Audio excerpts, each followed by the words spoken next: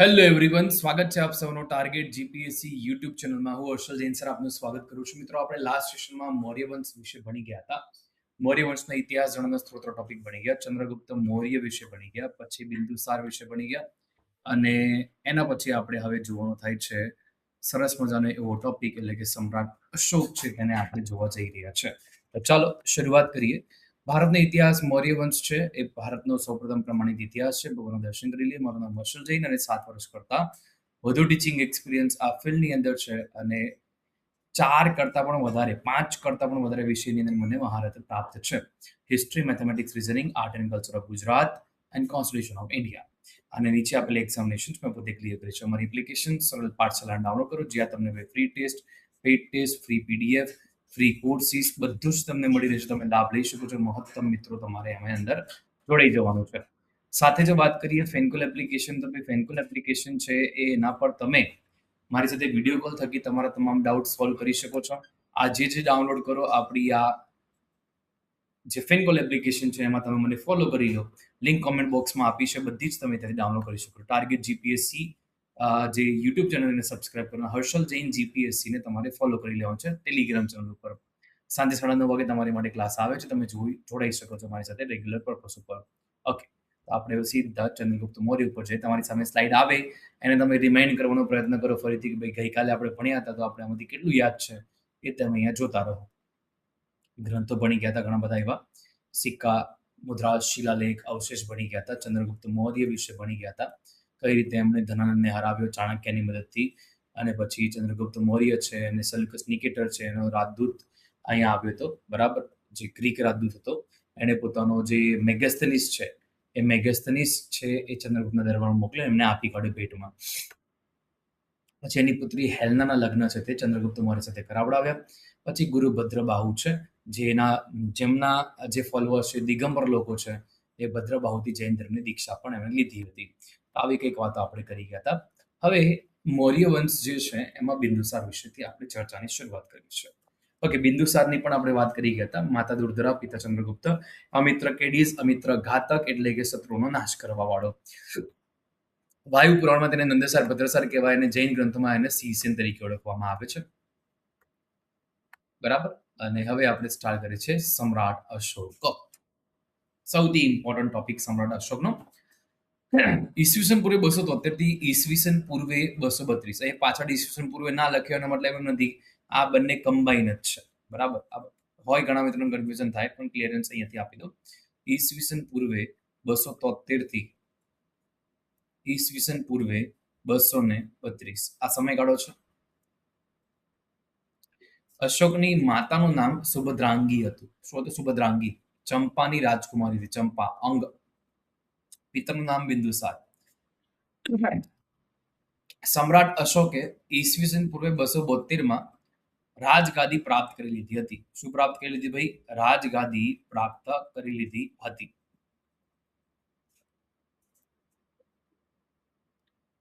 પરંતુ ભાઈઓમાં ઉત્તરાધિકાર માટે ગૃહયુદ્ધ ચાલતું હોવાથી તે બધાને હરાવીને અશોકે સત્તા મેળવી, અને ઈસવીસન પૂર્વે 269 તેમનું વાસ્તવિક રાજ્યાભિષેક થયો, બરાબર.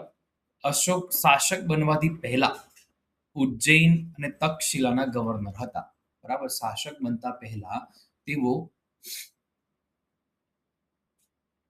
ઉજ્જૈન અને તક્ષશિલાના ગવર્નર હતા, અને અશોકે પોતાની રાજગાદી રાધાગુપ્ત નામના મંત્રીની મદદથી પ્રાપ્ત કરી હતી. જો અહીંયા આ મંત્રીનું નામ તમને યાદ રાખવું પડશે, કારણ કે આપણને શું યાદ રહેશે? આપણને ચાણક્ય યાદ રહેશે, પણ ચાણક્ય અહીંયા સીનમાં નહીં આવે. રાધાગુપ્ત નામના મંત્રી હતા, એની મદદથી અશોકે પોતાની રાજગાદી મેળવી હતી. ઓકે, આટલી સુધી બધાને ક્લિયર. હવે માસ્કી, ગુર્જરા, નીટુર અને ઉદ્ગોલમ આ અભિલેખમાંથી અશોકનું નામ અશોક જ મળે છે. પુરાણની અંદર એમને અશોકવર્ધન કહેવામાં આવ્યા છે. જુનાગઢ અભિલેખમાં અશોક મૌર્ય કહેવાય છે. ભાભરૂ અભિલેખમાં મગધના રાજા તરીકે ઓળખવામાં આવે છે અશોકને. અભિલેખોની અંદર અશોકે દેવનામ પ્રિય અને દેવનામ પ્રિયદર્શીની ઉપાધિઓ કોતરાવી છે. આ બધી સમ્રાટ અશોકની ઉપાધિઓ છે. અલગ અલગ લેખમાં અલગ અલગ ઉલ્લેખ છે, તમારે ધ્યાનમાં રાખવાનું છે. અને સમ્રાટ અશોકની રાણીઓ, બરાબર, કેટલી રાણીઓ હતી? 18 રાણીઓ હતી, પણ એમાં થોડીક જે રાણીઓ છે એનો ઉલ્લેખ તમને આપવામાં આવેલો છે અહીંયા. તો અસંગ મિત્રા છે, એ મુખ્ય રાણી હતા. સમ્રાટ અશોકના મુખ્ય રાણી કોણ હતા ભાઈ? અસંઘમિત્રા હતા. પછી બીજી રાણી હતી પદ્માવતી, કુણાલની માતા. દિવ્યવદાન નામના ગ્રંથમાં ઉલ્લેખ છે આમનો. બરાબર, કુણાલની માતા પદ્માવતી. મહાદેવી, આમને બે પુત્રો હતા મહેન્દ્ર અને સંઘમિત્રા, કે જેઓ શ્રીલંકા જઈને બૌદ્ધ ધર્મ છે એનો પ્રચાર પ્રસાર કર્યો હતો. પછી કારુવાકી આવે છે. શું કોણ આવે છે ભાઈ? કારુવાકી. તો કારુવાકી જે છે, અલ્હાબાદ અભિલેખમાં આનો ઉલ્લેખ છે. તીવરની માતા છે, એકમાત્ર પત્ની છે કે જેનો ઉલ્લેખ અભિલેખની અંદર છે ભાઈ. અલ્હાબાદના અભિલેખમાં એમનો ઉલ્લેખ છે. એવા એકમાત્ર પત્ની છે. પાંચમા પત્ની છે મહાનુભાવ, એમણે ભાઈ શું નામ છે? તિષ્ય રક્ષિતા. તો તિષ્ય રક્ષિતા, ભલે નામમાં રક્ષિતા આવતું પણ એને બધું ધ્વંસ કર્યું. શું કર્યું? બૌદ્ધ વૃક્ષને નુકસાન પહોંચાડ્યું આમણે. રાઈટ, બૌદ્ધ વૃક્ષને શું કર્યું ભાઈ? નુકસાન પહોંચાડ્યું હતું. તિષ્ય રક્ષિતા, બરાબર, એનું આ નામ છે. આની સ્લાઇડ તમને નેક્સ્ટમાં જો તો બધું બૌદ્ધ વૃક્ષ બતાવ્યું અને છેદન કરી કાઢ્યું. તીવરની માતા છે, બરાબર, કારુવાકી. તો કારુવાકીનો ઉલ્લેખ છે. Okay, yes. હવે કલિંગનું યુદ્ધ થાય છે ઈસવીસન પૂર્વે 261. રાજ્યાભિષેક થયું અને એના 8મા વર્ષે, બરાબર, કલિંગ ઉપર આક્રમણ કરી કાઢ્યું. હવે મહાપદ્માનંદ જે ખરા ને, નંદવંશવાળા, એમણે કલિંગને જીતીને મગધમાં ભેળવી કાઢ્યું હતું. પરંતુ બિંદુસારના શાસનકાળમાં કલિંગે પોતાની સ્વતંત્રતા ઘોષિત કરી કાઢી હતી. રાઈટ, રાજ્યાભિષેકના 8મા વર્ષે એટલે કે 261 ઈસવીસન પૂર્વેમાં અશોકે કલિંગ ઉપર આક્રમણ કર્યું હતું. કલિંગના હાથી ગુમ્ફા અભિલેખમાં ઉલ્લેખ મળે છે કે ભાઈ તે સમયે કલિંગનો રાજા નંદરાજ હશે, એવો ઉલ્લેખ છે. આ યુદ્ધનું વર્ણન અને પરિણામ શિલાલેખ 13માં જોવા મળે. કયા ભાઈ? 13મા શિલાલેખમાં જોવા મળે. પોતે લખ્યું છે કે રાજ્યાભિષેકના 8મા વર્ષે સમ્રાટ અશોકે કલિંગ ઉપર વિજય પ્રાપ્ત કરી કાઢ્યો હતો. પણ ભાઈ ભલે વિજય પ્રાપ્ત કરી કાઢ્યો હોય, પરંતુ અંદરથી તો ભાઈ છિન્ન ભિન્ન થઈ ગયા હતા, શરીરની અંદર, મનથી. કારણ કે એમાં શું કર્યું હતું ભાઈ? 1.5 લાખ વ્યક્તિઓને બંદી બનાવી કાઢ્યા હતા. બરાબર, 1 લાખ વ્યક્તિ જે છે ને એમને મારી નાખવામાં આવ્યા હતા. અસંખ્ય વ્યક્તિઓને નિર્જીવ અવસ્થામાં છોડી દેવામાં આવ્યા હતા. અને આ યુદ્ધ પછી એ યુદ્ધના મેદાનમાં ગયો ત્યારે એ બધું જોઈને હૃદય પરિવર્તન થયું એનું. અને ત્યાર પછી તે અહિંસા તરફ વળ્યો અને ભાઈ એને બૌદ્ધ ધર્મ અપનાવ્યો. બરાબર, અને એને ધમ્મનો માર્ગ અપનાવ્યો. રાઈટ, તારાનાથ તિબેટીયન ઇતિહાસકાર છે, એના પ્રમાણે અશોકે કલિંગ જીતીને ત્યાં 2 અભિનસ્ત વહીવટી કેન્દ્ર સ્થાપિત કર્યા હતા. ઉત્તરી કેન્દ્ર એની રાજધાની છે ભાઈ તોશાલી, અને દક્ષિણી કેન્દ્ર એની રાજધાની છે જોગઢ. તો આમ 2 રાજધાનીઓ છે ટોટલ. યાદ રાખજો, અશોકે શું કર્યું? 2 અભિનસ્ત વહીવટી કેન્દ્ર ત્યાં સ્થાપિત કરી કાઢ્યા. ઓકે, કલિંગ યુદ્ધની આપણે વાત અહીંયા કરી રહ્યા છે. રાઈટ, હા. હવે સમ્રાટ અશોક જે છે એના ધર્મની વાત કરીએ તો ભાઈ અશોકે બૌદ્ધ ધર્મની દીક્ષા એ ઉપગુપ્ત પાસેથી લીધી છે. એવું કોણ કહે છે? દિવ્યવદાન નામનો ગ્રંથ કહે છે. આ પહેલો તર્ક છે. બીજા તર્કમાં એવું કહેવામાં આવ્યું છે, દીપવંશ અને મહાવંશના પ્રમાણે અશોકના શાસનકાળના 4થા વર્ષમાં નિગ્રોધ નામના બૌદ્ધ ભિક્ષુએ બૌદ્ધ ધર્મની દીક્ષા આપી હતી. એના પછી મુગલી પુત્રી તિષ્ય એનાથી પ્રભાવિત થઈને પૂર્ણરૂપે બૌદ્ધ થઈ ગયા. ભાબ્રુ અભિલેખથી પ્રમાણિત થાય છે કે તેનો વ્યક્તિગત ધર્મ બૌદ્ધ ધર્મ હતો, જેમાં અશોક સ્પષ્ટ રૂપથી બુદ્ધ, ધમ્મ અને સંઘનો ઉલ્લેખ કરે છે. આપણે બુદ્ધમ શરણમ ગચ્છામિ, ધમ્મમ શરણમ ગચ્છામિ, સંઘમ શરણમ ગચ્છામિ. બરાબર, તો એક આ વાત છે એમાં. તો આ રીતે વાત કરવામાં આવી છે સમ્રાટ અશોકના ધર્મ વિશે. ક્લિયર કટ છે? ઓકે, આગળ વાત કરીએ સમ્રાટ અશોકે ધર્મનો પ્રચાર કઈ રીતે કર્યો. બરાબર, તો સમ્રાટ અશોકે બૌદ્ધ ધર્મ અપનાવ્યા પછી બૌદ્ધ ધર્મનો પ્રચાર પ્રસાર કર્યો. સમ્રાટ અશોક પ્રથમ એવો સમ્રાટ હતો જેને બૌદ્ધ ધર્મને આંતરરાષ્ટ્રીય પ્રસિદ્ધિ પ્રાપ્ત કરવા માટે ધમ્મ મહામાત્રોની નિમણૂક કરી. આ શું કરે? બૌદ્ધ ધર્મ છે એને પ્રચાર પ્રસાર કરવાનું કામ કરતા હતા ધમ્મ મહામાત્ર. બરાબર, તો બૌદ્ધ ધર્મનો પ્રચાર પ્રસાર કર્યો અશોકે. એને બૌદ્ધ ધર્મને આંતરરાષ્ટ્રીય પ્રસિદ્ધિ આપવા માટે ધમ્મ મહામાત્રોની નિમણૂક કરી. અશોકે પોતાના પુત્ર મહેન્દ્ર અને સંઘમિત્રાને શ્રીલંકા ખાતે બૌદ્ધ ધર્મના પ્રચાર પ્રસાર માટે મોકલ્યા. અશોકે પોતાના રાજ્યાભિષેકના 10મા વર્ષે બોધિ ગયા અને 20મા વર્ષે લુંબીની યાત્રા કરી હતી. આ સ્થળોએ તેને કરમુક્ત કરી દીધા અને બલિકર ફક્ત 1/6 લેવાનું નક્કી કર્યું. બરાબર, બલિકર શું કર્યું? ફક્ત 1/6 લેવાનું નક્કી કર્યું અને કરમુક્ત કરી કાઢે બંને, બોધિ ગયા અને લુંબિની વન. બરાબર, તો તમારે ધ્યાનમાં રાખવાનું છે આ વસ્તુ. બુદ્ધિ કયા એ સ્થળ છે કે જ્યાં બુદ્ધ ભગવાનને જ્ઞાન પ્રાપ્ત થયું? Right, yes.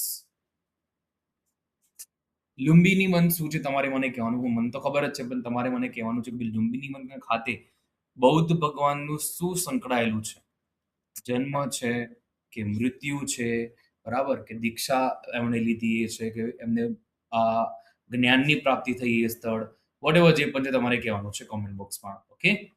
હવે અશોકે નેપાળની તરાઈનમાં આવેલ, જોજો બરાબર, નિગાલી સાગર નિગલીવામાં કનક મુનિના સ્તૂપને સંવર્ધિત કરાવ્યો. 84,000 સ્તૂપોનું નિર્માણ કર્યું. આમણે દારા પ્રથમ પાસેથી પ્રેરણા લીધી છે.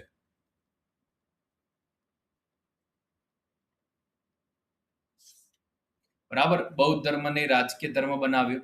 કૌશાંબી, પાટલીપુત્ર, સારનાથ વગેરે સ્થળો પર બૌદ્ધ વિહાર અને મઠોની સ્થાપના કરી. ત્રીજી બૌદ્ધ સંગતિનું આયોજન છે તે કરવામાં આવ્યું હતું સમ્રાટ અશોકના સમયગાળામાં. મોગલીપુત્તિ શિષ્યના અધ્યક્ષ બન્યા હતા. આ શિલાલેખમાં એક શિલાલેખમાં ઉલ્લેખ મળે છે કે ચોલ, પાંડ્ય, સત્યપુત્ર, કેરડપુત્ર, તામ્રપર્ણીના સીમાંત રાજ્ય, યુનાનનો રાજા એન્ટીઓક્સ અને પડોશી રાજાઓ અશોકના ધર્મના અનુયાયી છે, એવું એક શિલાલેખ ઉપરથી આપણને માહિતી મળે છે. ઓકે. હવે નેક્સ્ટ વાત કરીએ તો ભાઈ સમ્રાટ અશોક જે છે એમણે ધર્મનો પ્રચાર પ્રસાર વિવિધ દેશમાં કઈ રીતે કર્યો, એની આપણે જોઈ લઈએ ચર્ચા અહીંયા.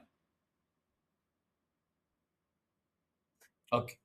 તો ભાઈ સ્થાન અને દેશ અને ધર્મ પ્રચારક, તો ભાઈ મહેન્દ્રન સંઘમિત્રા જે છે એ શ્રીલંકા ખાતે ધર્મ પ્રચાર કર્યો. મહારક્ષિત છે અને યવન દેશ.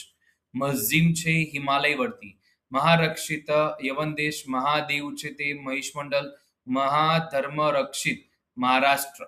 મહારક્ષિત હોય તો યવન પ્રદેશ, મહાધર્મ રક્ષિત તો મહારાષ્ટ્ર. સોનાને ઉત્તરા છે, સોના ઉત્તરા સુવર્ણભૂમિ, મધ્યાંતિક કાશ્મીર અને ગાંધાર. આ પ્રશ્ન છે એ જોડકામાં 100% પૂછી શકાય છે. સિંગલ ક્વેશ્ચન પૂછાય તો પણ તમને આવડવા જોઈએ, કારણ કે આમાંથી તમારે યાદ રાખવું થોડું ટફ પડે એટલા માટે. મહેન્દ્ર સંઘમિત્રા શ્રીલંકા, મહારક્ષિત યવન દેશ, પછી મઝીમ હિમાલયવર્તી પ્રદેશ, મહાદેવ મહિષ મંડલ એટલે કે મૈસૂર, મહાધર્મ રક્ષિત મહારાષ્ટ્ર, બરાબર, સોના ઉત્તરા સુવર્ણભૂમિ, મઝાંતિક છે કાશ્મીર અને ગાંધાર જે છે ત્યાં ધર્મ પ્રચાર એમણે કર્યો છે. આઈ હોપ તમને બધાને આટલે સુધી ક્લિયર હશે એવી આશા રાખીએ છીએ. અને સમ્રાટ અશોકના અભિલેખ પોઈન્ટ માટે આપણે નેક્સ્ટ ક્લાસમાં ચર્ચા કરીશું. વધુમાં વધુ મિત્રો સુધી શેર કરો, આપણી યુટ્યુબને સબસ્ક્રાઇબ કરો, અમારી એપ્લિકેશન સરળ પાઠશાલા ફેનકોલ એપ્લિકેશનને ડાઉનલોડ કરો અને અમારી ટેલિગ્રામ ચેનલ હર્ષલ જૈન જીપીએસસીમાં ખાસ જોડાઈ જવાનું છે. ઓકે, તો મળીએ નેક્સ્ટ ક્લાસમાં. Take care, bye. Thank you for watching this video. Subscribe, share and like.